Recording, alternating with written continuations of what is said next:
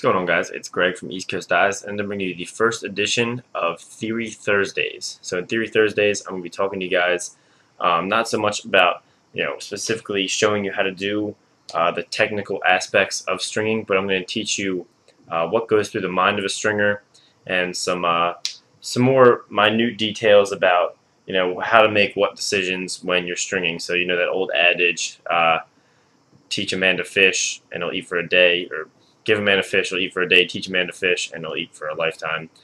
So I can give you guys as many stringing patterns, tutorials you guys want, but if I can really teach you how to string for yourself and how to create patterns, that'll be much better for you and much better for all you guys that want to string sticks for your teammates and possibly start your own businesses. So today, I figured the best place to start would be defining stringing terms. Now, people throw these terms around all the time, and there's a lot of subjective elements that come with them, and I just want to make sure that we're all on the same level. This is how I understand these terms. It might be a little bit, you guys might interpret it a little bit differently, but I thought this would be a really good place to start. So the first one I'm talking about is definition. Now, when someone talks about the definition of a lacrosse pocket, what they mean is how abrupt the pocket is, and they're talking about really the pocket shape when you're looking at the head from the side. So a very defined pocket would be one where the pocket happens very quickly. The slope here is very severe, and the slope here is very severe.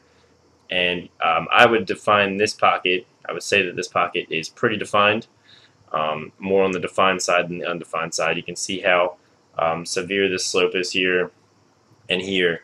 And what that helps do is keep the ball in one place in the pocket, and it's also going to add a little bit shorter release and a little bit more hold and whip. So that is what a defined pocket would look like. Now, an undefined pocket is one that people refer to as more of a bag. When you hear someone say that a pocket's baggy or it's a bag, what they really mean is that it's undefined. And that would be a pocket where it's longer, the ball is able to shift up and down, and the pocket can move from the bottom up to the top, and it really shifts around more. And that's not necessarily a bad thing. Having a defined pocket isn't a bad thing, and having an undefined pocket isn't a bad thing. It all comes down to personal preference. Some people like their pockets to shift more and have the ball move around a little bit more when they go from one-handed cradling to two-handed cradling, and that's one thing that traditional really excels in. Most traditional pockets are baggy. So of course that's not a bad thing. Steele Stanwyck plays it with a very, what you would consider baggy or undefined pocket, but it obviously works very well for him. So people really refer to bagginess as a negative quality, when really it all comes down to personal preference. The next thing I want to talk about is channel. Now, people on YouTube especially are really crazy about really tight channels, and so I'll define the term for a minute here. What people mean when they say channel is when you're looking at the pocket head on, they're talking about how tight this area for the ball to come out is. So you can see here, this area of the string right here is very tight, this whole corner, and as is this corner. And so that gives the ball a much more narrow area to come out of. So a channel mainly serves to improve the consistency of your pocket, and this will ensure that the ball is coming directly out of the middle every time to give you a very accurate release, and make sure the ball comes out the same way every single time. And it'll also add a little bit of hold, because the channel is going to tighten up these areas, and so the ball will have, since it's a little tighter in here, the ball will be able to sit in there and not come out quite as easily. You don't need a ridiculously tight channel. I personally like my channels to be just about exactly a ball's width, so it doesn't get caught in there. And a really tight channel can create a slow release, and because it gets caught in that channel there where it's too tight, and a really loose channel can create an inconsistent release point, which can make your passes go left and right and all over the place. So just quickly, how you create a channel is by interlocking down the side. You pull these first 3 or 4 diamonds down very tightly to tighten this corner of the mesh here, and then you double up to create the pocket after you make that channel. But that'll be a different theory video. So the next term I want to talk about is pocket placement. And this is referring again to the side view of where the pocket is on the head.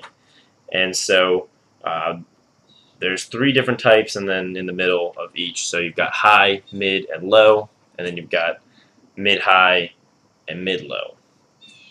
So what that's referring to is where on the head the pocket is placed predominantly. So if it's placed above the midpoint, it's generally mid-high, and then if it's even higher up, it's a high pocket. High pockets are very rare, and they're very hard to string because, I mean, really to have a high pocket that doesn't sink low is very hard. And it's easy to push a pocket up and make it look high. Like I could pound this pocket in and make it look very high, but in reality, it sits more around this area, more mid-high. And then a pocket sits right in the middle, and as it moves down, a little bit lower. So just quickly talk about the advantages. As you move down the head, a high pocket is going to have more whip, hold, and a quicker release. And as you go down, a mid pocket is more what everyone plays with. Still good hold, still a good release, a nice middle ground. Low pocket, really nice for one-handed cradling.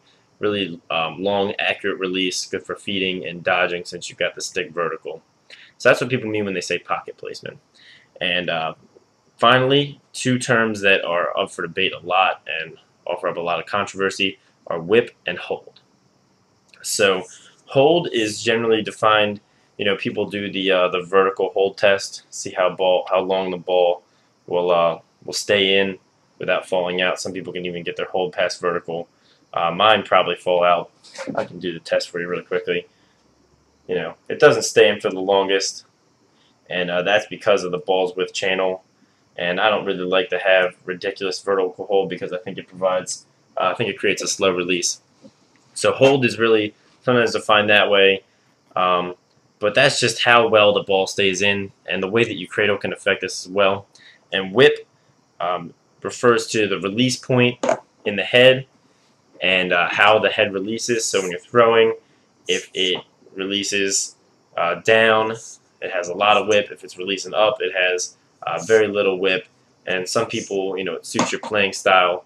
If the way in which you throw works best with a low whip release where it's going to come straight out without catching, or personally, I throw like a little bit choppy. I snap it out a little bit more. That's conducive to a high whip situation.